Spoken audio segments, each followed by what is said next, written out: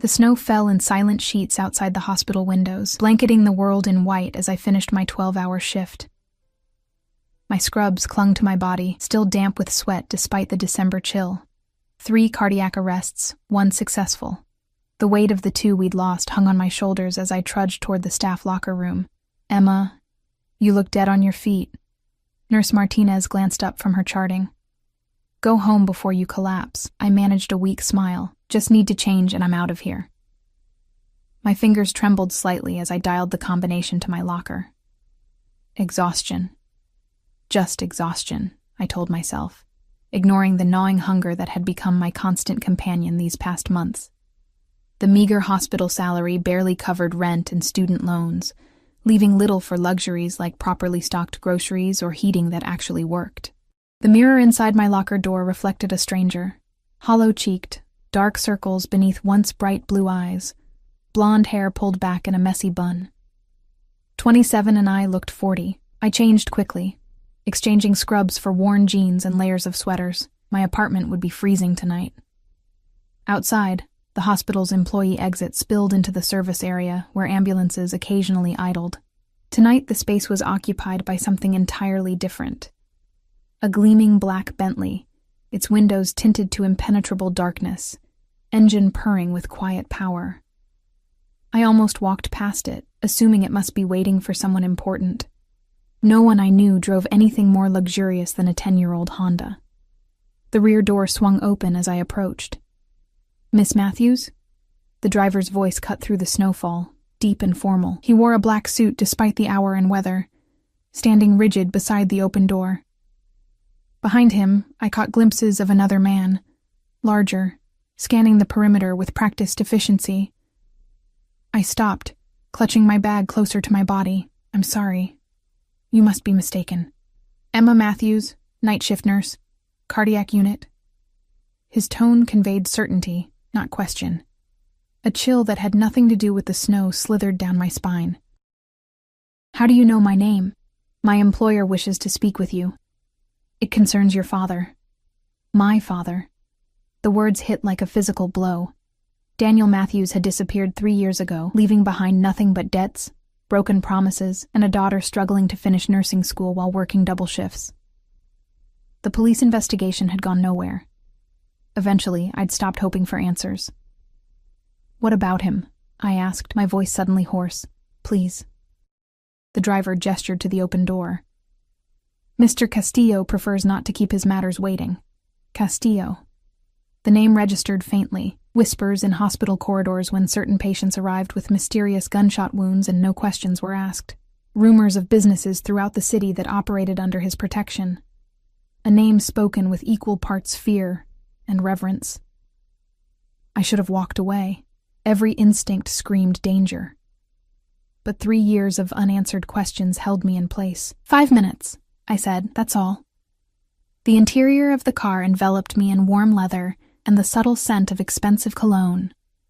Across from me sat a man who couldn't have been more than 35, though power radiated from him in waves that made age irrelevant. Alexei Castillo defied the image my mind had conjured of an aging crime lord. He was devastatingly handsome.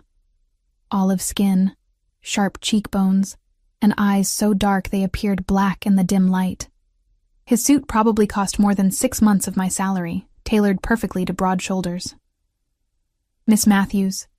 His voice carried the barest hint of an accent I couldn't place. "Thank you for joining me." "You mentioned my father," I said, skipping pleasantries. "Do you know where he is?" Something flickered across Castillo's expression. Amusement, perhaps, or appreciation for my directness. "I know exactly where your father is." He reached for a crystal decanter, pouring amber liquid into 2 glasses. "Drink?" I shook my head. "Just information, please." He set 1 glass aside, sipping from the other. "Your father worked for me. Not directly, of course, several layers of separation, but ultimately, he was handling certain financial matters under my supervision." The car began moving, tires crunching softly on snow. I tensed, looking out the window. I didn't agree to go anywhere, just to drive while we talk. His smile didn't reach his eyes. "The hospital parking lot lacks discretion." "What do you mean, he worked for you?" "My father was an accountant at Peterson Financial." A convenient front. Your father had talents that were wasted on legitimate tax preparation. Castillo studied me with unsettling intensity. 3 years ago, he made a decision that disappointed me greatly. He redirected funds that weren't his to redirect. My throat tightened. Are you saying he stole from you? I'm saying he betrayed my trust. Castillo's voice remained soft, which somehow made his words more threatening. And in my world, Miss Matthews, betrayal has consequences. The implications settled over me like ice. Did you kill him? The question hung between us, filling the car's luxurious interior with sudden tension. Castillo didn't answer immediately. Taking another measured sip of his drink. Your father is alive, he finally said. Currently enjoying an extended stay at a property I maintain in South America. The climate is significantly more pleasant than this. He gestured to the snowfall outside. Relief flooded through me, followed immediately by suspicion. If this is true, why tell me now? It's been 3 years. Castillo leaned forward slightly, closing some of the distance between us. Because it's time for your father's debt to be settled, and you're going to help make that happen. I don't have money, I said automatically. I can barely make rent. A laugh escaped him. Genuine, warm, entirely at odds with the situation. If I wanted money, Miss Matthews, I wouldn't be speaking with a hospital nurse who buys her clothes at Target.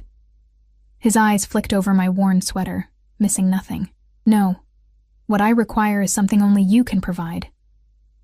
My heart hammered against my ribs. The car had entered an area of the city I didn't recognize. Old industrial buildings converted to high-end lofts, streets emptier and cleaner than my neighborhood. What exactly do you want from me? I asked, hating the tremor in my voice. Something quite simple. Castillo reached into his suit jacket and removed a small velvet box. When he opened it, a diamond ring caught the passing streetlights, scattering prisms across the car's interior.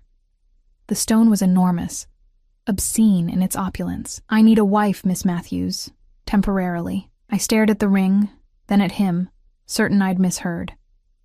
Excuse me? A marriage. Purely for appearances, I assure you. His expression remained unreadable. I have certain business interests that would benefit greatly from the appearance of domestic stability. A 6-month arrangement, after which you'll be generously compensated and free to resume your life. Your father's debt will be considered paid in full, and he'll be free to return to the country.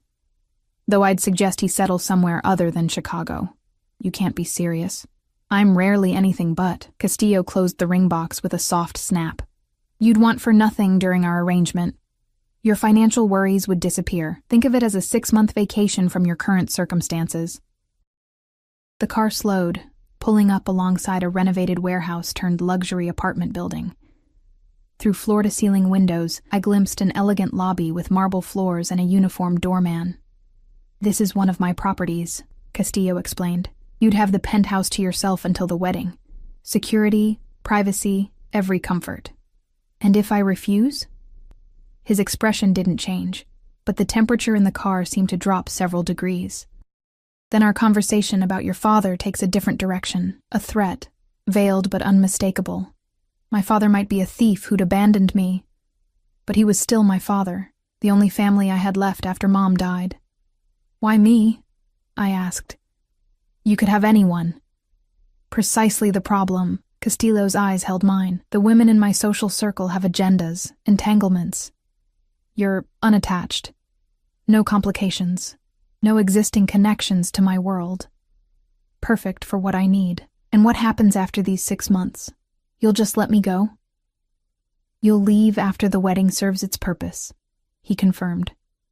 With enough money to start a new life anywhere you choose. My word on that. I didn't trust his word, not for a second. But what choice did I have? My father's life hung in the balance, and something told me Alexei Castillo wasn't a man accustomed to hearing no. I need to think, I said, of course. He handed me a business card, simple, black, with only a phone number embossed in silver. You have until tomorrow evening to decide. The driver opened my door. We had somehow circled back to the hospital, snow still falling gently around us. One more thing, Miss Matthews. Castillo's voice stopped me as I was about to step out. This conversation remains between us. Involving authorities would have immediate repercussions. For your father, primarily. I nodded stiffly, stepping back into the cold night air. The Bentley pulled away silently, disappearing into the swirling snow like a phantom. My apartment felt smaller and shabbier than ever when I finally reached it an hour later. Water stains marked the ceiling, and the radiator clanked pathetically while producing minimal heat. I sat on my threadbare couch, still wearing my coat, turning Castillo's card over and over in my fingers. A temporary marriage to a man who radiated danger from every pore. A man who held my father hostage in another country. A man whose business dealings I could only imagine. Sleep eluded me entirely. By morning, exhaustion and practicality had made my decision. What was 6 months of my life compared to my father's freedom, compared to the crushing weight of poverty that had become my daily reality? I called the number at precisely 8 a.m. "I'll do it," I said when Castillo answered, his voice recognizable immediately. "But I have conditions." A pause, then. "I'm listening." "I finish my shift rotation at the hospital. 2 more weeks. I won't leave them short-staffed." "Admirable, if inconvenient. Continue. I want proof my father is alive, and I want to speak with him. Arrangements can be made for a phone call. Video would be complicated, given his location." I took a deep breath. "And when this is over, I want your guarantee that neither of us will ever hear from you again." Another pause. Longer this time. "That can be arranged. Anything else?" "Just one thing." I gripped the phone tighter. "No one gets hurt because of this arrangement. Whatever your business is, I won't be part of anyone getting hurt." Castillo's laugh was soft, almost gentle. "Your moral compass is noted, Miss Matthews. Report to the address where we stopped last night after your shift today. The penthouse will be prepared for you. I have 2 weeks left at... You'll continue working your shifts. The penthouse is merely more suitable for my future wife than your current accommodations. A car will be waiting for you." The line went dead before I could argue. I sat there, phone in hand, wondering what I had just agreed to. 6 months of my life in exchange for my father's freedom and financial security. 6 months pretending to be married to a man who made my skin prickle with equal parts fear, and something else I refused to acknowledge. Just until after the wedding, I whispered to myself, "Then I'll be free." I had no way of knowing then how profoundly wrong I was. No way of understanding that Alexei Castillo had claimed me the moment I stepped into his car, and that men like him never relinquish what they consider theirs. The wedding wasn't an endpoint, it was just the beginning. That night, as promised, a black SUV waited outside the hospital. Different vehicle, same imposing driver. He opened the door without speaking, and I stepped into my new life like a woman walking to the gallows. Back straight, eyes forward, heart pounding with the certainty that I had made a terrible, irreversible mistake. The penthouse was a different universe from the cramped apartment I'd left behind. Sprawling across the entire top floor of the building, it was decorated in a minimalist style that somehow still screamed money. Sleek furniture, dramatic art pieces, and floor-to-ceiling windows offering a panoramic view of Chicago's skyline. "Your new home, Miss Matthews," said the driver, setting down my embarrassingly small suitcase. "Mr. Castillo had the kitchen stocked. Security is posted in the lobby and private elevator. If you need anything, press 1 on any house phone." I stood in the center of the living room, feeling small and out of place. "When will Mr. Castillo be arriving?" "Mr. Castillo maintains his primary residence elsewhere. He'll visit when his schedule permits." The man moved toward the elevator. "Your bedroom is through the hallway, last door on the right. The closet has been prepared with appropriate attire." Before I could ask what appropriate attire meant, he was gone, leaving me alone in the silent opulence. I ventured down the hallway, past several closed doors, to the bedroom that was apparently mine.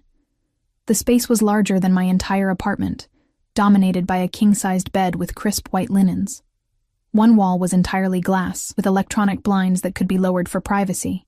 The attached bathroom featured a shower large enough for 4 people, and a soaking tub positioned to enjoy the city view. The closet, however, stopped me in my tracks. Calling it a closet was like calling the ocean a puddle. It was a full-sized room with built-in shelving, racks of hanging clothes, and an island in the center displaying jewelry and accessories. Every item still bore tags. Designer names I'd only seen in magazines in my size. Dresses, blouses, jeans, shoes, lingerie, enough clothing for 3 women, all apparently mine now. A note lay on the island, handwritten on heavy cardstock. A proper wardrobe for Mrs. Castillo. The hospital uniforms remain yours, but these are for all other occasions. A. The presumption should have angered me. Instead, I felt a hollow sensation in my stomach as the reality of my situation settled in. I was a possession being prepared for display.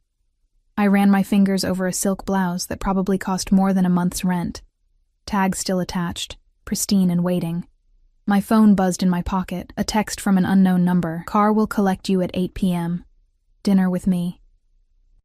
Wear something formal. Alexei. No, please. No question mark. Just a command, issued with the certainty of being obeyed. I showered in the palatial bathroom, wrapping myself in a towel so plush it felt like a cloud. Standing before the closet's overwhelming selection, I eventually chose a simple black dress, the least ostentatious formal option I could find. It fit perfectly, clinging to curves I'd almost forgotten I had after months of stress and irregular meals. At precisely 8 p.m., the elevator chimed. I expected the driver, but instead, Alexei Castillo himself stood in the doorway, impeccable in a charcoal suit. His eyes moved over me with methodical assessment. The dress suits you, he said finally, though we'll need to work on your nutrition. You're too thin. I swallowed the retort that formed automatically. This wasn't a relationship where I could snap back at perceived insults. Thank you for the clothes, I said instead, the words sticking in my throat. Necessity, not generosity, he corrected, gesturing me toward the elevator. You'll be seen with me. Appearances matter. The restaurant was exclusive, the kind of place with no prices on the menu and staff who materialized exactly when needed and disappeared when not. We were seated in a private alcove, partially screened from the main dining area, but with a clear view of the entire restaurant. I noticed Alexei chose a seat that put his back to the wall. You promised me proof about my father, I said, once the waiter had taken our order, or rather, after Alexei had ordered for both of us without consultation. Direct, as always. He reached into his jacket pocket and removed a folded newspaper. Today's edition of El Tiempo, Colombia's national paper. Next came a photograph showing my father, thinner, tanner, but unmistakably alive, holding the newspaper on what appeared to be a veranda overlooking lush mountains. He's in Colombia? I asked, studying the image for any signs of distress or manipulation, a property outside Medellin. Quite comfortable, though restricted. Alexei retrieved the photo and newspaper. You'll speak with him tomorrow. 10 minutes, not a second more. Thank you. The words came automatically, and I immediately hated myself for expressing gratitude to the man holding my father captive. A slight smile curved his lips. You're learning. Learning what? The appropriate dynamics of our arrangement. His dark eyes held mine. Tell me about yourself, Emma Matthews. Beyond what my background check revealed. What did your background check reveal? I countered. Everything that exists on paper. Born in Evanston to Daniel and Sarah Matthews. Mother died of breast cancer when you were 16. Accelerated your way through nursing school with excellent grades despite working part-time. Currently specializing in cardiac care with a spotless professional record. No serious relationships in the past 2 years. No criminal history. Struggling financially due to student loans and your father's abandoned debts. He sipped his wine. But paper doesn't capture essence. Our food arrived. Perfectly seared scallops for me. Steak for him. I pushed the food around my plate, appetite diminished by his clinical recitation of my life. There's not much more to tell, I said finally. I work. I sleep. I work again. No hobbies? Passions? Dreams beyond hospital corridors? The question caught me off guard. I'd buried such thoughts so deeply beneath survival needs that they felt like luxuries belonging to someone else. I used to paint, I admitted. Watercolors mostly. Landscapes. Something flickered in his expression. Interest, perhaps. When did you stop? When 3 jobs and nursing school consumed every hour. I took a small bite of scallop, the delicate flavor barely registering. Why the interest in my hobbies? They're hardly relevant to our arrangement. Everything about you is relevant. He cut his steak with precise movements. You'll be living in my world. interacting with my associates. The more I understand you, the better I can predict your behavior. I'm not that complicated. I agreed to your terms. I'll play the part. Playing a part requires understanding the script, which brings me to our immediate future. He set down his knife and fork. The wedding takes place in 3 weeks. Small ceremony, selected guests only. Before that, we have the engagement party to attend. People need to believe this union is genuine. 3 weeks? I nearly choked on my wine. That's necessary, he interrupted. The timing is not negotiable. You haven't even told me why you need this marriage in the first place. Alexei studied me for a long moment before answering. I'm acquiring new business interests. The current owners are traditionally minded. They value family stability, continuity. A bachelor with my reputation presents certain concerns, and a hastily married bachelor doesn't. Romance makes people blind to timing. We met 6 months ago. A whirlwind courtship, love at first sight. His mouth curved into a smile that didn't reach his eyes. You were so irresistible that I proposed after just 4 months. No one will believe that. You underestimate both my reputation and human nature. People believe what they wish to believe, especially when the alternative conflicts with their interests. He reached across the table, taking my left hand in his. His skin was warm, the touch startling despite its gentleness. Which reminds me, from his pocket, he produced the same velvet box from our first meeting. This time, he opened it and removed the massive diamond ring before I could protest. With deliberate movements, he slid it onto my finger. The weight of it was immediately noticeable, foreign and heavy. There, now it's official. His thumb brushed over my knuckles, lingering a moment too long. You should know that from this moment, you're under my protection. My security team will accompany you to and from the hospital for your remaining shifts. You don't go anywhere unescorted. That's not necessary, I protested. I've managed on my own for years. His expression hardened. It's non-negotiable. You're mine now, at least in the eyes of the world. That makes you both valuable and vulnerable. The possessive declaration sent an unexpected shiver down my spine. I'm not yours. This is a business arrangement with an expiration date. Semantics. He released my hand and signaled for the check. We should discuss the rules. What rules? The boundaries of our arrangement. His voice lowered, though there was no one near enough to overhear. Rule 1. Absolute discretion. Nothing about the true nature of our relationship leaves your lips. Not to anyone. Rule 2. You follow my security protocols without question. Rule 3. In public, we are convincingly enamored. No one can suspect this is anything but a love match. The server appeared with the check, which Alexei signed without looking at the amount. When we were alone again, I asked, "And what are your obligations in this arrangement?" His eyebrows raised slightly, as if surprised by my audacity. I keep your father alive and eventually free him. I provide for your every material need. I protect you from the less savory elements of my world. He stood, extending his hand to help me up. And I return your freedom after 6 months, as agreed. In the car returning to the penthouse, Alexei sat closer than necessary, his thigh occasionally brushing mine as the vehicle navigated Chicago's streets. I pressed myself against the door, creating distance. You should know, he said, breaking the silence, that I've arranged for you to take a leave of absence from the hospital after your final shift. Medical reasons. Fully paid. Your position will remain secure. You had no right. I had every right. His tone brooked no argument. Once we're married, your continued employment would raise questions. No wife of mine would work hospital shifts. For 6 months, I reminded him. After which I returned to my normal life. He didn't respond, staring out at the passing city lights. The silence felt weighted, dangerous. At the penthouse, he walked me to the private elevator.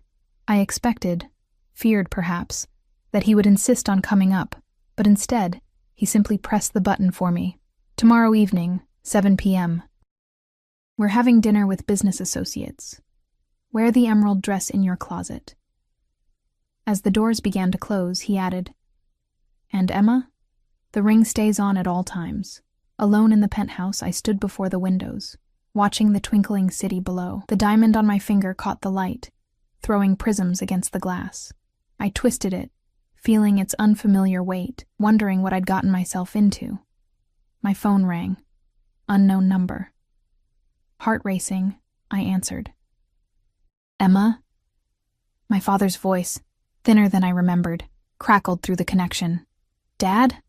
Tears sprang to my eyes instantly. Are you okay? Are you hurt? I'm fine, sweetheart. They're treating me well enough. He sounded tired, resigned. Emma, listen to me.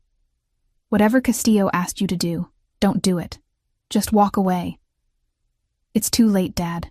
I twisted the ring on my finger. I've already agreed. A sharp intake of breath. No, Emma.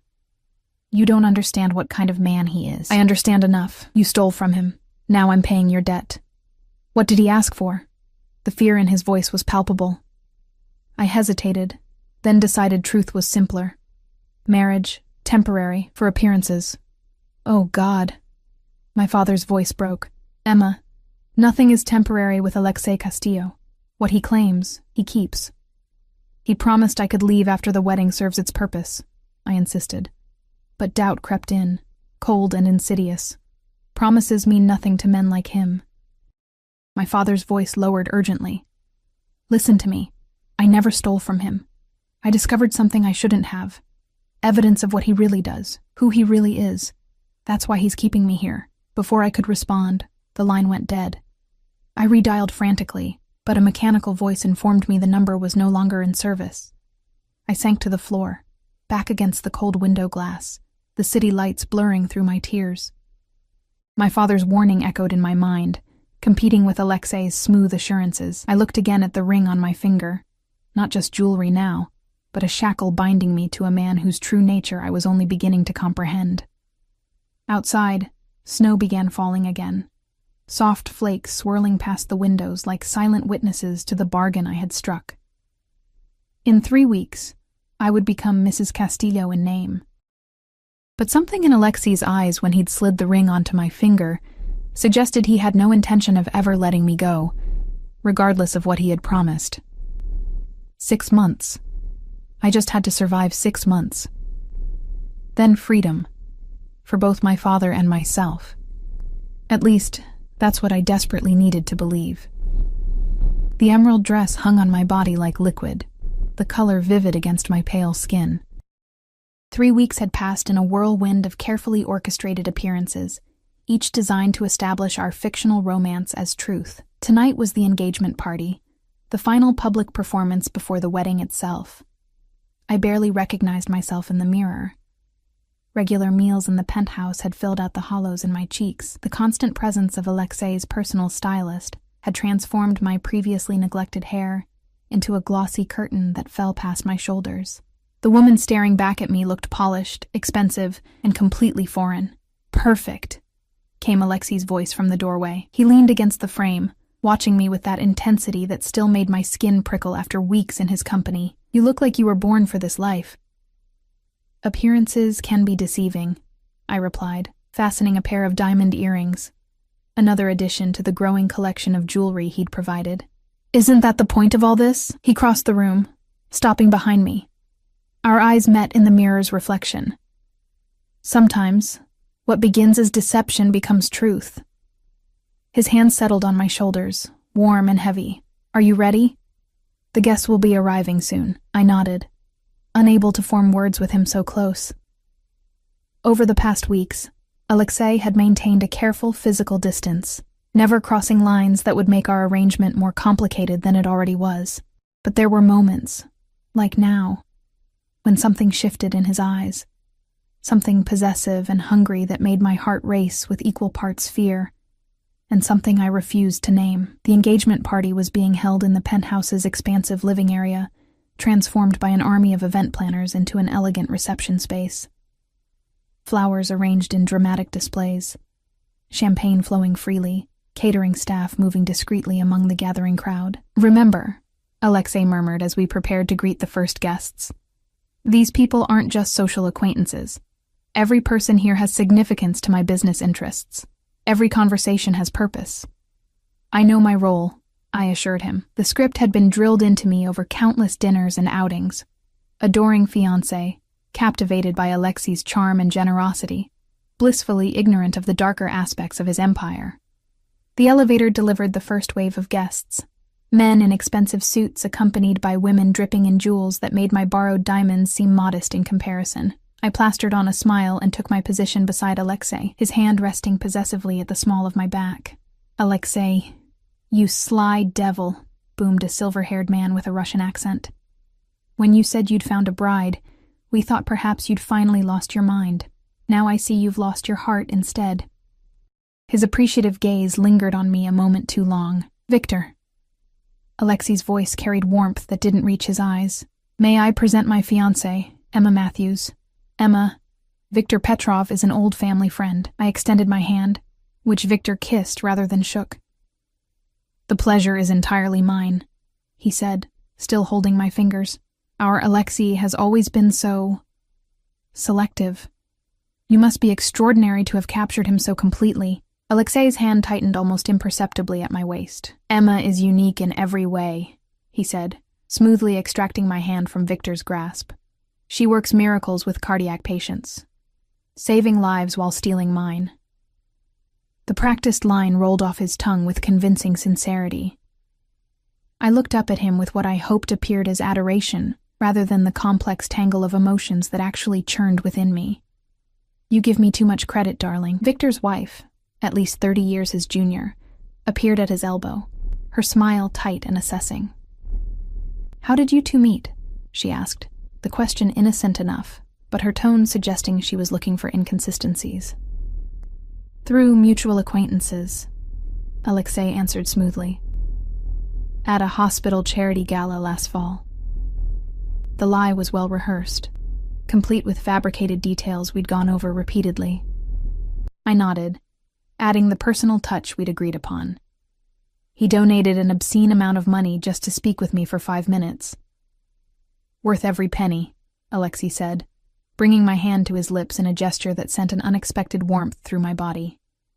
As more guests arrived, I found myself separated from Alexei, drawn into conversations with curious women eager to discover how an ordinary nurse had captured Chicago's most eligible and feared bachelor. "It all happened so quickly," commented a sleek blonde whose name I'd already forgotten.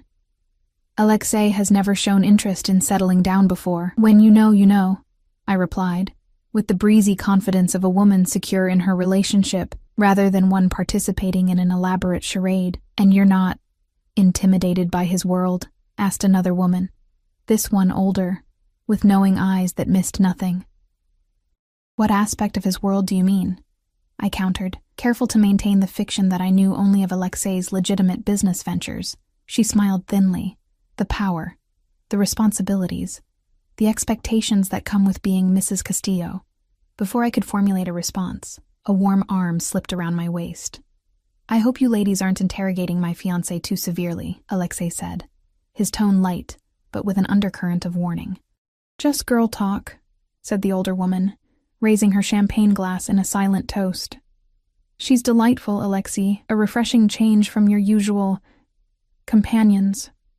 She's nothing like anyone who came before," he agreed, his eyes finding mine with an intensity that made the room seem to fade around us. For a moment, the performance felt dangerously close to reality. The evening progressed in a blur of introductions and carefully navigated conversations. I sipped champagne sparingly, aware of the need to maintain absolute control. Throughout it all, Alexei remained attuned to my location, even when across the room, his gaze finding me periodically as if to assure himself of my presence. It was during a rare moment alone, as I slipped into the kitchen for a brief respite from the performance, that I encountered a face I hadn't been introduced to. A man with cold blue eyes, and an air of danger different from but equal to Alexei's. "So you're the bride," he said, leaning against the counter as staff moved around us. "Interesting choice." "I'm sorry, I don't think we've met," I replied, immediately on guard. "Marco Vega." He didn't offer his hand. "Alexei and I have overlapping interests." "I see. Are you a business associate?" Marco's smile didn't reach his eyes. "Sometimes competitor, sometimes collaborator, always watching." His gaze traveled over me with clinical assessment. "You're not what I expected." What did you expect? Someone more aware of what she's walking into. He stepped closer, lowering his voice. Alexei doesn't do temporary, sweetheart. Whatever he told you about this arrangement, I guarantee there's more to it. My heart stuttered. I don't know what you're talking about. No? Marco's eyes narrowed. Your father's situation in Colombia is precarious. Did Alexei mention that the property where he's staying belongs to me, not him? That your daddy's continued comfort depends entirely on my goodwill? The blood drained from my face. What do you want? Smart girl, cutting to the chase. Marco glanced toward the doorway. I want you to remember that Alexei Castillo isn't the only power player in this game. When the time comes, and it will, remember who really holds your father's leash. Before I could respond, a shadow fell across the doorway. Alexei stood there, his expression pleasant but his eyes murderous as they fixed on Marco. Vega, he said, voice deceptively soft. I don't recall seeing your name on the guest list. Marco straightened, smiling easily. I was in the neighborhood. Thought I'd congratulate the happy couple personally. He nodded to me. Your fiancé is charming, Castillo. Hold tight to this one. The tension between the men was palpable, crackling in the air like electricity before a storm. Alexei moved to my side, his arm around me possessive, territorial. Emma, he said, not taking his eyes off Marco. Would you mind checking on the caterers about the dessert service? I need a moment with Mr. Vega. It wasn't a request. I slipped from his grasp, heart pounding as I left the kitchen. Instead of finding the caterers, I pressed myself against the wall just outside the door, straining to hear their conversation. Stay away from her. Alexei's voice had lost all pretense of civility. Touchy, aren't we? Marco's tone was amused. I'm just curious about the woman who finally tamed the notorious Alexei Castillo, especially when she appeared so suddenly, right when you need to present a stable image to the Colombians. My personal life is not your concern. It is when it intersects with my business interests. Does she know what you're really using her for? Does she know about Bogota? A sound of movement, something hitting the counter hard. Alexei's voice, lower now. Threatening. Mention Bogota again, and our arrangement regarding her father ends permanently. Are we clear? Marco laughed softly. Crystal clear. But remember, Alexei, I've known you too long to believe this marriage is just about business optics. You don't share your space, yet she's living in your penthouse. You don't tolerate attachments, yet you're parading her around like a prize. Whatever game you're playing, I don't think even you understand the rules anymore. I backed away quickly as footsteps approached the door, busying myself with a passing server just as the men emerged. Marco nodded to me with a knowing smile before departing. Alexei's face was a mask of controlled fury as he returned to my side. What did he say to you? He demanded quietly. Nothing important. I lied. Just introducing himself. Alexei's eyes searched mine, clearly not believing me, but unwilling to press the issue with guests nearby. Stay away from him, Emma. Marco Vega is dangerous in ways you can't imagine. More dangerous than marrying a man like you. The words slipped out before I could stop them. Instead of anger, something like appreciation flickered in his expression. At least with me, you know the terms of the danger. His fingers intertwined with mine, the gesture possessive. 2 more hours, then our guests will leave. You're doing exceptionally well. The remainder of the evening passed in a haze of forced smiles and champagne. By the time the last guest departed, my face ached from maintaining the facade. I kicked off my heels the moment the elevator doors closed behind Victor and his wife, the last to leave. Finally, I breathed, sinking onto the sofa and massaging my feet. Alexei loosened his tie, watching me with an unreadable expression. You impressed them, even Victor's wife, and she despises everyone. Good. 1 performance closer to the end of our arrangement. I reached for the ring, intending to remove it now that no one was watching. Leave it on, Alexei said sharply. There's no one here to see. I'm here. He poured himself a drink from the bar, and it stays on until our agreement concludes. I sighed, too tired to argue. Fine. What was that with Marco Vega, and what's in Bogota that I should know about? Alexei stilled, glass halfway to his lips. You were eavesdropping. I was protecting my interests. If my father's situation is more complicated than you've led me to believe, your father is fine as long as you fulfill your end of our bargain." He set down his glass with controlled precision. Marco was attempting to create discord. It's what he does. Was he lying about owning the property where my father is staying? A muscle ticked in Alexei's jaw. "No, our business arrangements are complex. But your father's situation remains under my control. And Bogota is none of your concern." His tone left no room for argument. "You agreed to play a role, Emma, not to become involved in my business affairs." I stood, suddenly angry.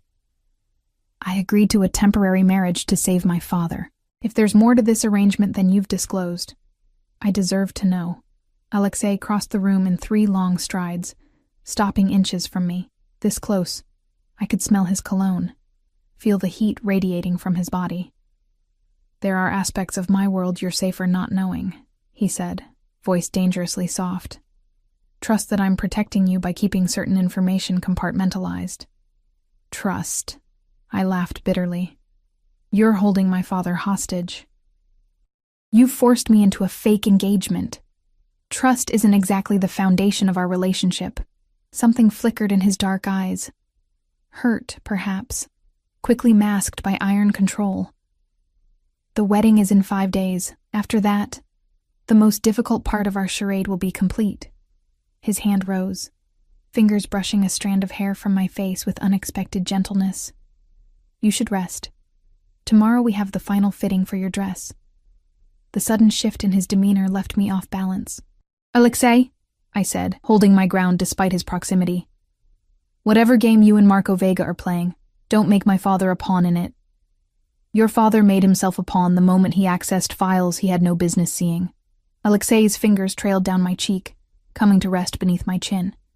"But you're no pawn, Emma Matthews. Never make the mistake of thinking you are." Before I could process his words, he leaned down and pressed his lips to mine. Our first kiss, brief but deliberate, sending an electric current through my body that left me frozen in shock. "Get some sleep," he murmured, stepping back.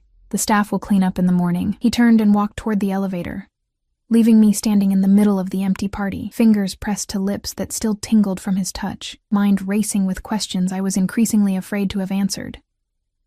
As the elevator doors closed behind him, I sank back onto the sofa, surrounded by the remnants of our fraudulent celebration. 5 days until the wedding, 5 days until I officially became Mrs. Castillo.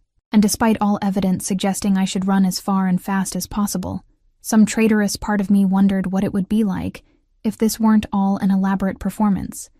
If the possessive gleam in Alexei's eyes when he looked at me were genuine. If that kiss had been born of desire rather than calculation. Dangerous thoughts. Especially since Marco Vega's warning continued to echo in my mind. Alexei doesn't do temporary.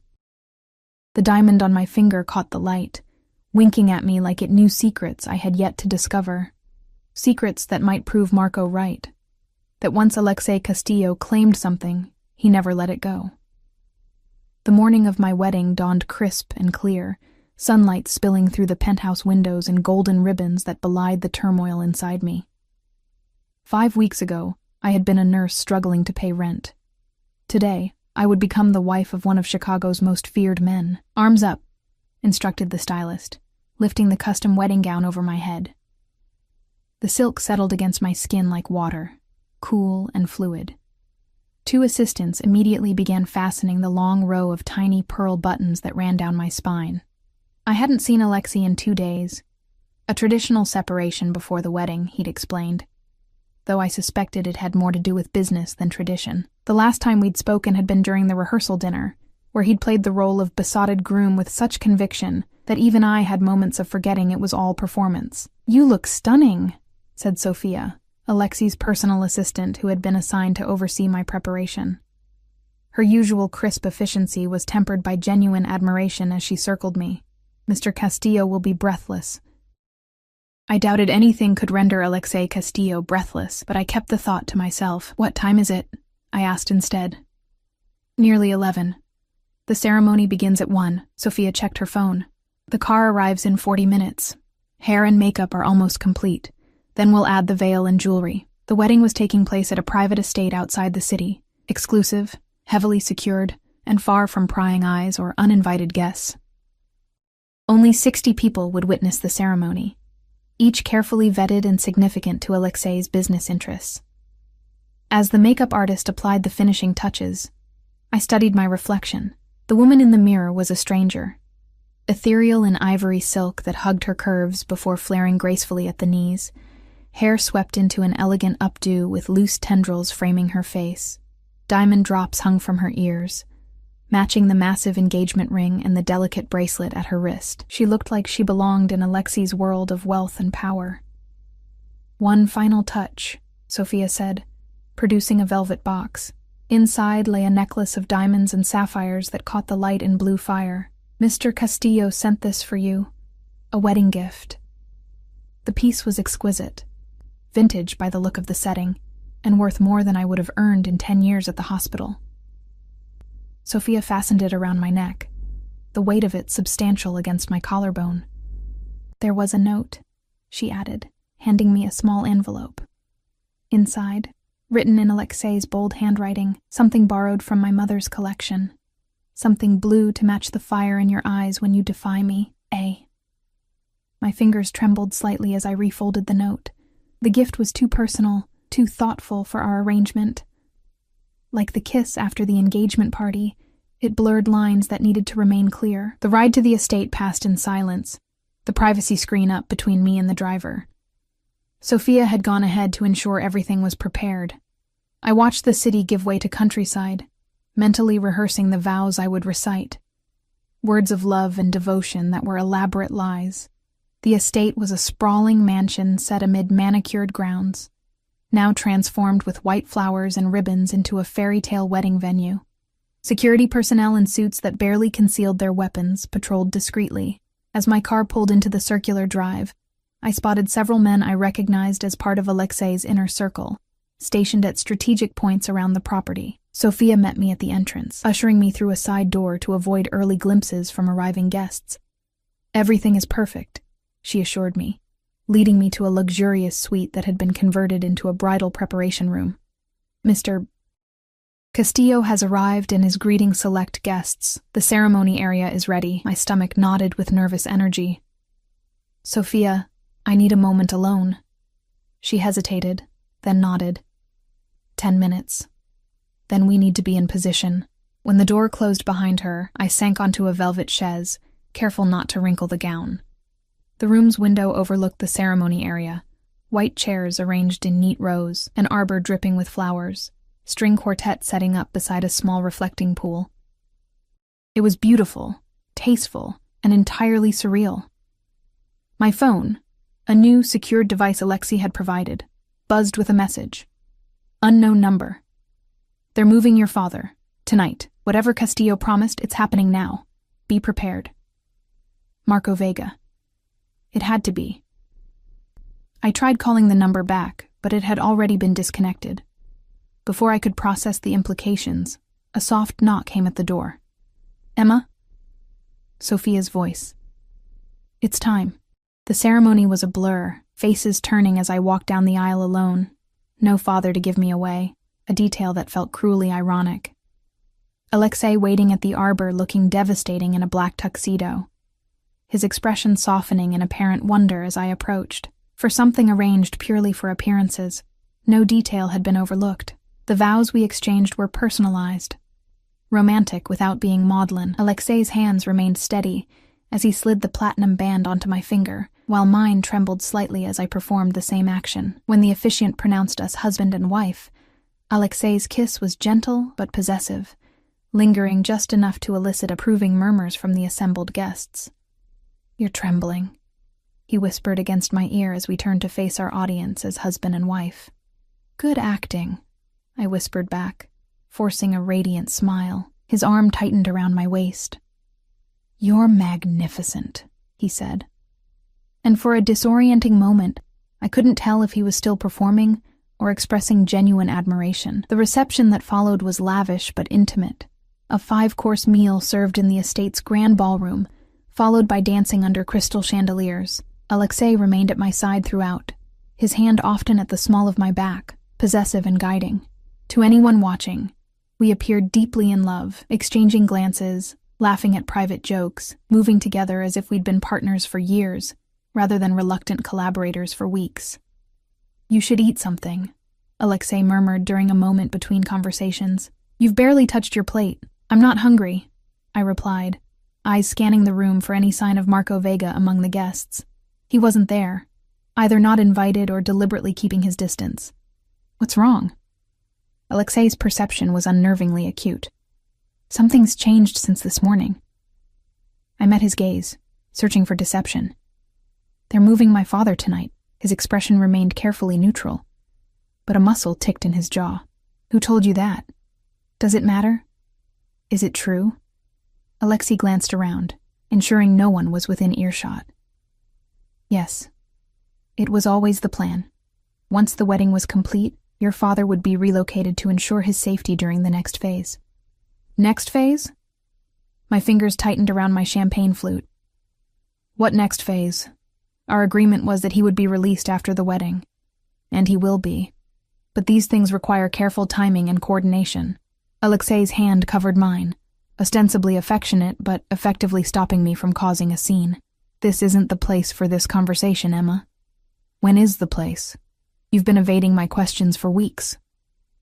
I kept my voice low, but couldn't hide the anger. "I fulfilled my part of the bargain. I married you. Now I want my father free." Alexei's dark eyes held mine, something unreadable shifting in their depths. "And you'll have what you want.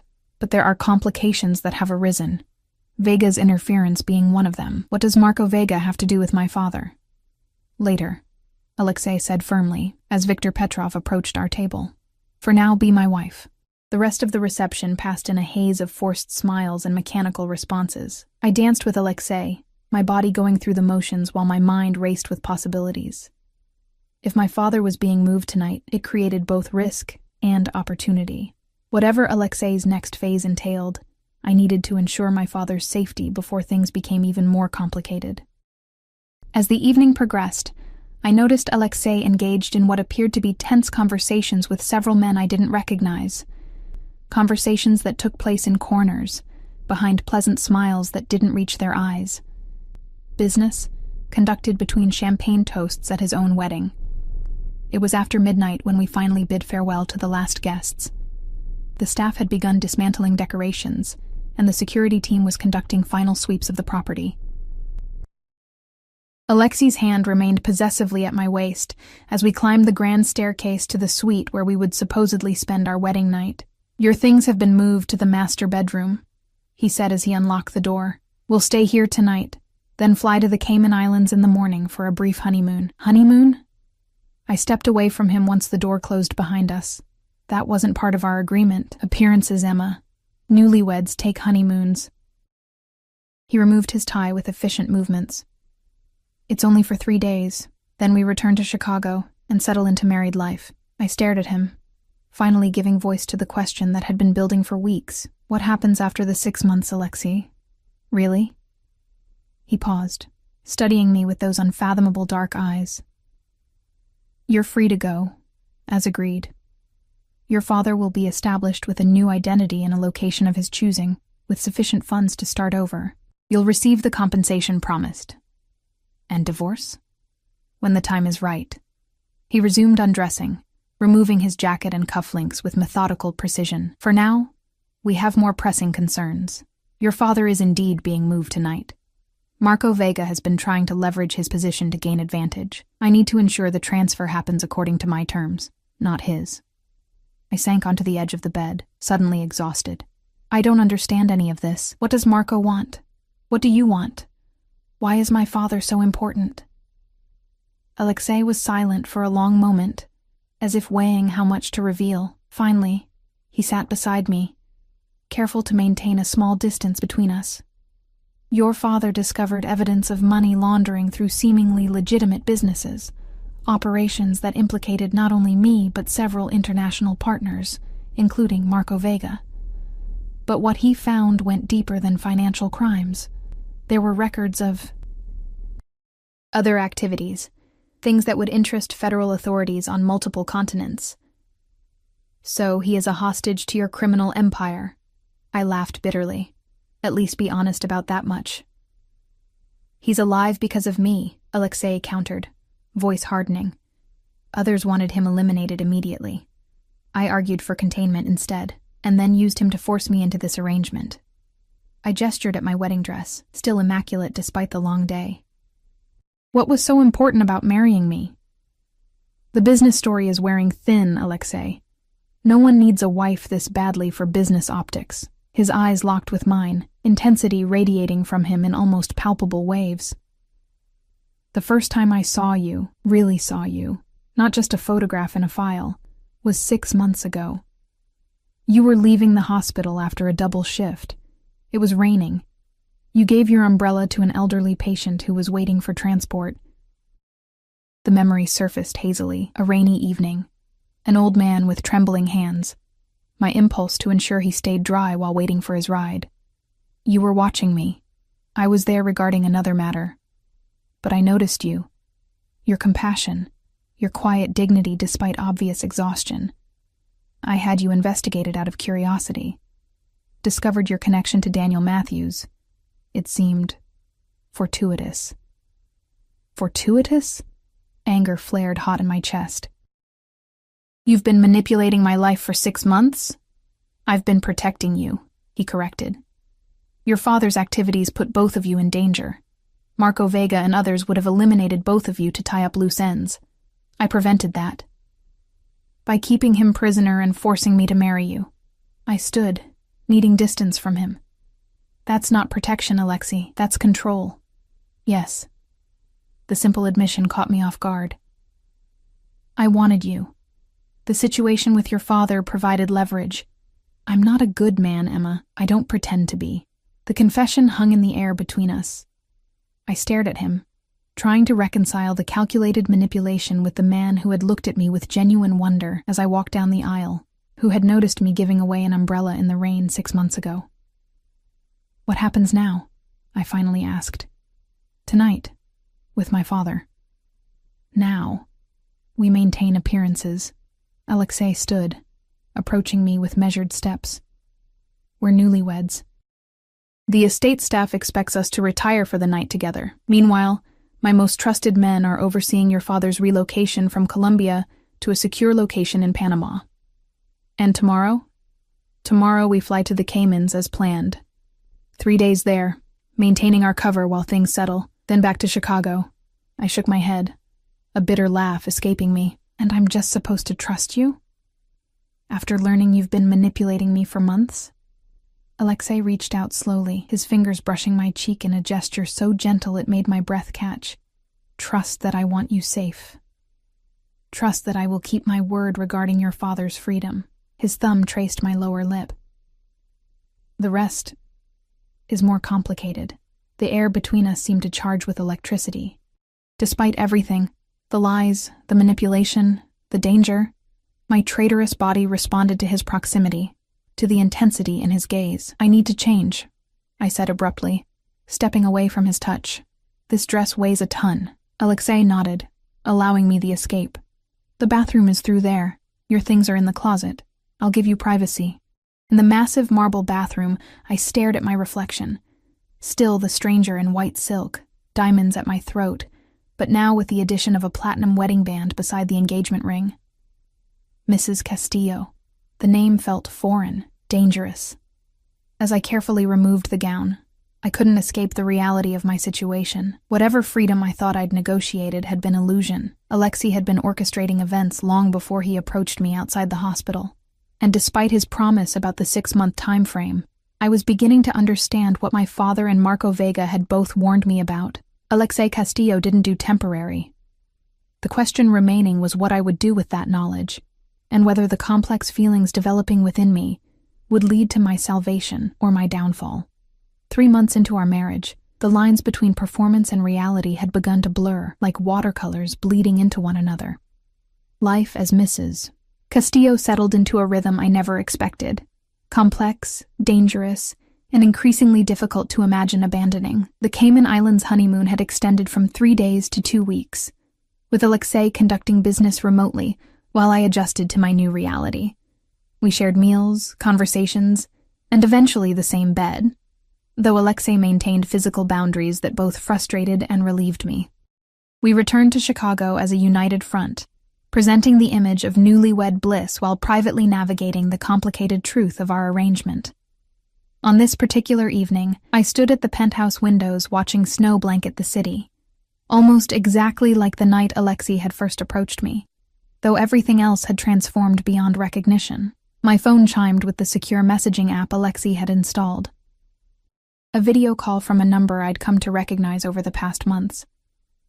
"Dad," I answered, relief washing through me at the sight of his face. He looked healthier than in previous calls. Tanned, less gaunt. "How are you feeling?" "Better every day." He adjusted the camera, revealing a veranda overlooking a tropical garden. "The doctors here are excellent. Lung capacity improving, they say." The pneumonia had been unexpected, a complication during his transfer from Colombia to Panama. For 3 terrifying weeks, I'd received only sporadic updates on his condition as he fought for his life in a private medical facility. It was during that time that something fundamental had shifted between Alexei and me. "Emma." My father's voice drew me back to the present. "Have you thought about what I said, about leaving while you still can?" I glanced toward the bedroom, making sure Alexei wasn't within earshot. "It's not that simple anymore, Dad." "It never is with men like him." My father's expression darkened. "The longer you stay, the harder it becomes to leave. Trust me, I know. Alexei isn't keeping me prisoner." The words felt both true and false simultaneously. "And he's arranged for your care, your recovery. Because it gives him leverage over you," my father countered. "Emma, listen to me. The documents I found, the reason I'm in this situation, they contained evidence of things you can't imagine. Castillo isn't just some businessman with shady connections. He's—" The call suddenly ended, the screen going black. I tried calling back immediately, but the connection failed repeatedly. With growing unease, I checked the encrypted email account Alexei had set up for communication with my father. Nothing new. "Problem?" Alexei's voice came from behind me, making me jump. He stood in the doorway to our bedroom, casually elegant in a charcoal sweater and tailored slacks, watching me with those perceptive eyes that seemed to miss nothing. "The call with my father cut out," I said, deciding honesty was safer than being caught in a lie. "I can't reconnect." Alexei crossed to the bar, pouring himself a measure of scotch. "The secure connection sometimes experiences delays. Try again tomorrow." Something in his tone raised my suspicions. "Did you terminate the call?" He turned to face me, expression neutral. "Why would I do that?" "Because my father was about to tell me something you don't want me to know." A slight smile curved his lips. "After 3 months as my wife, you still think I'd be so clumsy?" He approached, handing me a glass of wine I hadn't asked for, but accepted anyway. "Your father's connection likely dropped because of the storm system moving through Panama. Nothing more sinister than weather." I wanted to believe him. Part of me, a growing part, did believe him. But doubt lingered, nurtured by my father's persistent warnings and the glimpses I'd caught of Alexei's business operations. "We need to discuss the 6-month timeline," I said, changing tactics. "We're halfway through our agreement." Alexei's expression shifted subtly, a tightening around his eyes. "Is living as my wife so unbearable that you're counting the days?" The question caught me off guard with its hint of vulnerability. "That's not what I meant. I just need clarity." He studied me for a long moment, then set down his glass and crossed to the windows where I stood. Chicago sprawled beneath us, lights twinkling through falling snow like stars captured in a glass dome. "The situation has evolved since our original agreement," he said finally. "Marco Vega's interference, your father's illness, certain business developments, you're extending the timeline. It wasn't a question. I'm suggesting we reassess what both of us want." He turned to me, close enough that I could feel the heat radiating from his body. "These past months, have they been only performance for you, Emma?" My heart accelerated traitorously. "Don't do that," I said, voice low. "Don't pretend this is about feelings when it's about control. Is it impossible that it could be both?" His hand rose to my face, fingers tracing my cheekbone with feather-light precision. "I've watched you these past months. How you've adapted to my world, how you've learned to navigate its complexities, how you look at me when you think I don't notice." I stepped back, needing distance from his intoxicating proximity. Stockholm Syndrome isn't the same as genuine emotion, Alexei. Something like hurt flashed in his eyes before his expression hardened. Then perhaps we should clarify the terms of our continued arrangement. He moved toward his office. Come. There's something you should see. I followed him into the sleek space where he conducted business from home, watchful of the sudden shift in his demeanor. Alexei unlocked a hidden safe behind an abstract painting, removing a laptop I'd never seen before. After entering several passwords, he turned the screen toward me. These are the documents your father accessed, he explained, voice clinically detached. Financial records primarily. Routing of funds through shell corporations across 12 countries. Evidence of tax evasion, certainly, but nothing that justifies his continued insistence about my supposedly monstrous nature. I scanned the spreadsheets and banking information, recognizing my father's organizational style in certain details. This is what he stole from you? Not exactly. He copied these, yes, but what concerned me was his access to other files. Alexei typed another password, opening a folder containing photographs. These. The images showed Alexei with various individuals. Some I recognized from news reports as political figures, others unfamiliar but clearly wealthy and powerful. Nothing overtly criminal, but the context suggested meetings that weren't meant to be documented. Compromising, but hardly worth kidnapping over, I observed. Keep scrolling. Further down were more disturbing images. Marco Vega, with individuals who appeared unconscious or injured. Documentation of what looked like human trafficking operations. Evidence of violence I could barely process. These aren't my operations, Alexei said quietly as I stared in horror. They're Vega's. Your father stumbled onto evidence that Vega had been conducting these activities while using my legitimate business infrastructure as cover, without my knowledge or consent. I looked up from the screen. You expect me to believe you didn't know? I knew he operated in gray areas. I didn't know the extent. Alexei's expression was grim. When your father discovered these connections, Vega wanted him eliminated immediately. I intervened, both to protect your father and to gain leverage against Vega while I dismantled his operations within my territory. So my father wasn't stealing from you. He was gathering evidence against Marco Vega. Yes and no. He was stealing financial data from me, which is how he accidentally discovered Vega's operations. His motives weren't entirely pure. He intended to blackmail me with the tax information. Instead, he stumbled into something far more dangerous. The revelation shifted my understanding of everything that had happened. And our marriage? How does that fit into this? Alexei closed the laptop, securing it before returning it to the safe. Initially, as I told you, business appearances, stability. The Colombians wouldn't partner with someone they perceived as unstable or untrustworthy. He paused, seeming to weigh his next words carefully. But I could have managed that other ways. The truth is, I wanted you. From that first night in the rain, the situation with your father provided opportunity. That's manipulation, not romance, I said. Though without the heat I'd have felt weeks earlier. I never claimed to court you ethically. A ghost of a smile touched his lips. I've built an empire through strategic calculation. I applied the same approach to acquiring you. I'm not an acquisition, Alexei. No, he agreed, moving closer. You've become much more than that, which complicates our original arrangement considerably. My pulse quickened as he approached. Over the past months, we'd maintained a careful distance, sharing a bed, but never crossing the line to intimacy, building a relationship based on complex interdependence rather than physical connection. But the air between us had grown increasingly charged, desire building like pressure before a storm. What do you want from me now? I asked, voice barely above a whisper. Everything, he answered simply. Not for 6 months, not as performance. Everything, Emma. Permanently. Before I could respond, his phone rang, the specific tone that indicated his security team.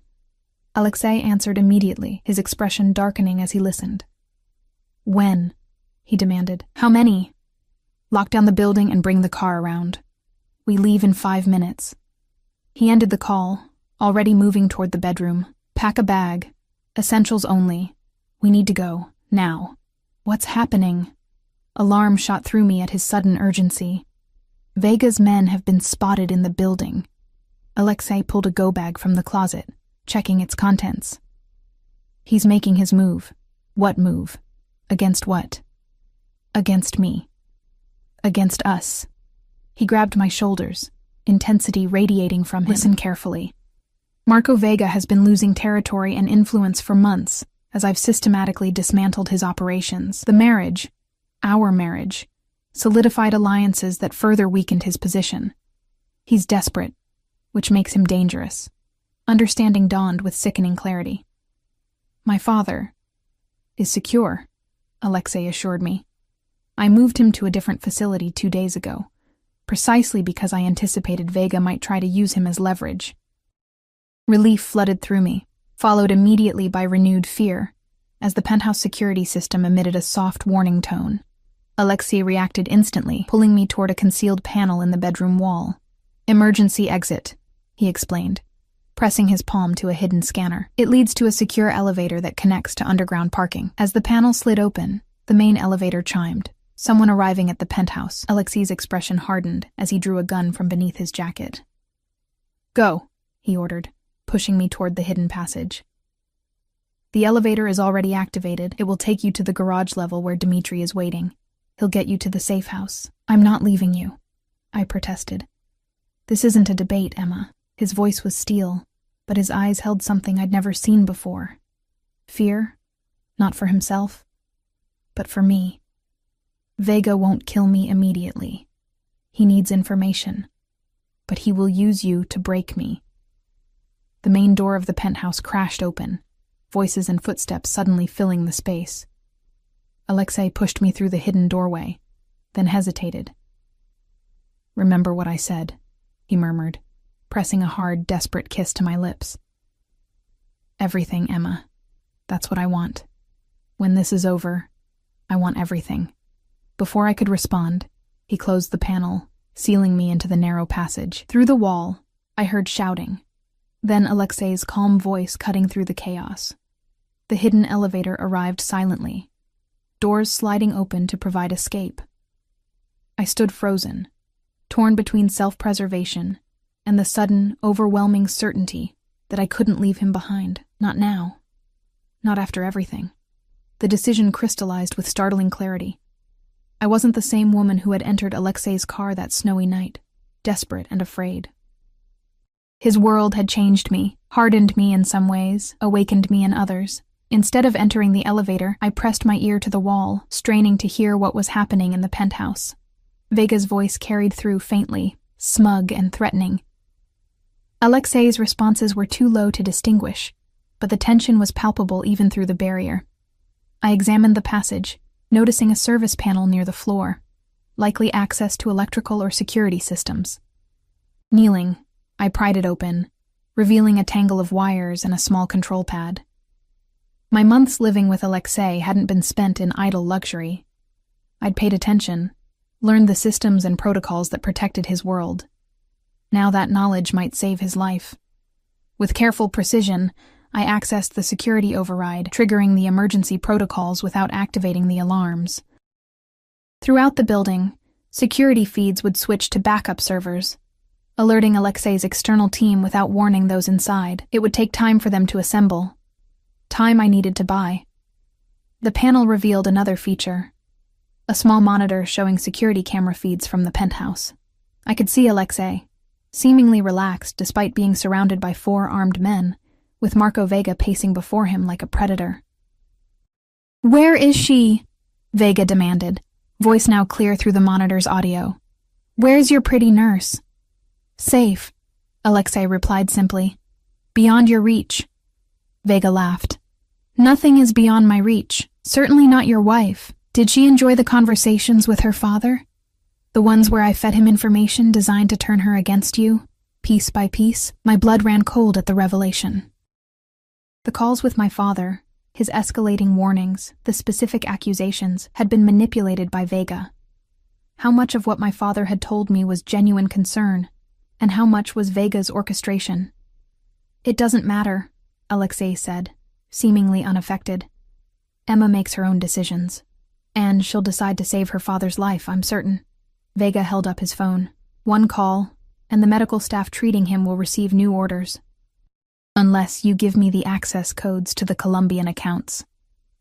You're assuming her father is still where you left him, Alexei replied, a hint of satisfaction in his tone. A foolish assumption. Vega's expression contorted with rage. He nodded to one of his men, who struck Alexei across the face with his gun. Blood spilled from a cut above his eye, but Alexei remained composed, almost bored. You've made a critical error, Marco, he said, wiping blood from his face with his sleeve. You've entered my home and threatened my wife. There's no scenario where you leave here alive. As if on cue, the lights in the penthouse flickered, the result of my security override triggering the backup systems. Vega's men looked around nervously, but Vega himself remained focused on Alexei. Parlor tricks won't save you, Castillo. Your empire ends tonight. Everything you've built becomes mine, including your wife, if she's foolish enough to return. The monitor showed one of Vega's men approaching, with what appeared to be tools of torture. My heart pounded as I realized I was out of time. The emergency protocol would bring Alexei's team, but not quickly enough, making a decision that would forever alter the course of my life. I opened a small compartment beside the elevator controls, revealing a secondary security panel. This one required Alexei's personal code, a sequence I'd memorized weeks ago when he'd entered it. Believing I wasn't paying attention, the code activated a final safety measure: gas delivery through the penthouse ventilation system. Not lethal, but disabling. I had 20 seconds before it deployed. Moving swiftly, I took the gun from the emergency box beside the elevator, positioned myself at the hidden door's release mechanism, and began counting down. At 0, I heard the soft hiss of gas entering the main room, followed by confused shouts and coughing. I pressed the door release and slipped back into the bedroom, gun raised and a scarf pressed to my nose and mouth. Moving silently through the penthouse, I found chaos in the main room. Vega's men disoriented and struggling to breathe. Alexei already leveraging the confusion to free himself from his captors. Our eyes met across the room. Something passed between us: understanding, partnership, a commitment beyond contracts or coercion. Without hesitation, I fired at the man nearest Alexei, hitting him in the shoulder. Alexei immediately seized the opportunity, disarming another guard and taking control of the situation with brutal efficiency. Within moments, Vega's men were incapacitated. Only Vega himself remained semi-conscious. Staggering toward the elevator, Alexei intercepted him with cold precision, driving him to the floor with a calculated blow. "Emma," Alexei said, breathing heavily but otherwise composed despite the blood on his face. "You should have gone to the safe house." "And leave you to handle this alone?" I kept my gun trained on Vega. "We're partners, aren't we? Isn't that what marriage means?" A smile, genuine, warm, transformed Alexei's face. "Yes," he said simply. "That's exactly what it means." The elevator chimed, delivering Alexei's security team, who quickly took control of the prisoners. As the penthouse filled with his men, Alexei pulled me into the quiet of his office, examining me with urgent concern. "Are you hurt?" His hands moved over me, checking for injuries. "I'm fine." I set the gun down on his desk. "But we need to talk about my father. About Vega's manipulation of our communications." Alexei nodded grimly. "Vega has been feeding him selective information, exploiting his concerns to turn you against me. Some of what he told you was truth, some carefully crafted lies. And where does that leave us?" I asked, the question encompassing far more than just the immediate situation. Alexei took my hands in his gaze intense. "That depends entirely on what you want, Emma. Our original agreement has been complicated by circumstances neither of us anticipated, including feelings neither of us anticipated," I added quietly. His eyes darkened. "Yes." "You said you want everything," I reminded him. "Permanently." "I meant it." His voice was rough with emotion. "But I won't hold you to an arrangement that began with coercion. When this is finished, when Vega is dealt with and your father is secure, you'll have a choice. Stay as my wife, my true partner in every sense, or take your freedom with my blessing." The offer, A genuine choice after months of having none, was perhaps the most sincere declaration of feeling Alexei could make. In his world of power and control, giving me the freedom to choose was his version of love. And my father? Will be free regardless of your decision, Alexei promised. His security is being arranged independently of our situation. New identity, comfortable funds, freedom to go wherever he chooses, with protection that will remain in place whether you stay with me or not. I studied his face, the sharp angles, the dark eyes that had once terrified me, and now held me captive in an entirely different way. When I walked into your car that night, I thought I was making a temporary sacrifice to save my father. I never imagined that you could come to care for a monster. His smile was self-deprecating, that I could find myself in the middle of a war between criminal empires, holding a gun and choosing a side. I corrected. That the side I'd choose would be yours. That somewhere between fear and obligation, I'd find something I wasn't looking for. Understanding dawned in his eyes. And what was that, Emma? A home, I said simply. Complicated, dangerous, but mine all the same. With you, the admission hung between us, changing everything. Alexei's hand came up to cup my face, his touch gentle despite the violence those same hands had enacted minutes earlier. Stay, he whispered. Not for 6 months. Not because of your father. Stay because you want to. Stay because this world we've built between us, imperfect as it is, matters to you as it does to me. In answer, I closed the distance between us, pressing my lips to his in a kiss that contained my decision. The taste of blood mingled with desire as his arms encircled me, pulling me against him with the desperation of a man who had nearly lost everything. When we finally broke apart, breathless, I saw a future unfolding that I'd never imagined for myself. Complex, shadowed, but illuminated by a connection that had transcended its coercive beginnings. We need to move quickly, Alexei said, though his hands remained at my waist. Vega's organization will retaliate once they realize he's been captured. The safe house, then arrangements for your father. And after that? I asked. His eyes held mine, filled with a promise I now believed. After that, we build something real from what began as pretense. Together. 6 months earlier, I had entered Alexei Castillo's car believing I would leave after the wedding, that my captivity had an expiration date, that freedom waited on the other side of a temporary arrangement. I had been wrong. There would be no leaving, no returning to the life I'd known before. But as Alexei led me from the penthouse, his hand firm in mine, his men securing our path, the weight of his ring on my finger no longer feeling like a shackle but a choice, I realized that sometimes captivity and freedom were not opposites, but different faces of the same complex truth. I had entered a cage of Alexei's making, only to discover that I had become its keeper. And in that paradox, I had found a home I never knew I wanted, with a man whose darkness matched and balanced my light. The Mafia boss had never let me go. But somewhere along the way, I had stopped wanting him to,